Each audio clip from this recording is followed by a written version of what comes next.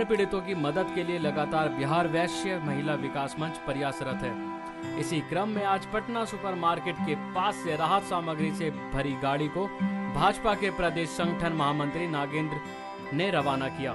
इस अवसर पर बिहार वैश्य महिला विकास मंच की मुख्य संरक्षण वीणा मानवी के अलावा अध्यक्ष कांति केसरी, संयोजक सरोज जायसवाल, कोषाध्यक्ष वंदना भारती मौजूद रहीं। इसके अलावा मुजफ्फरपुर के मुशहरी ब्लॉक और बैकतपुर पंचायत में बिहार वैश्य महिला विकास मंच के द्वारा राहत शिविर भी लगाया गया है, जहां जरूरतमंद लोगों की मदद की जा रही है।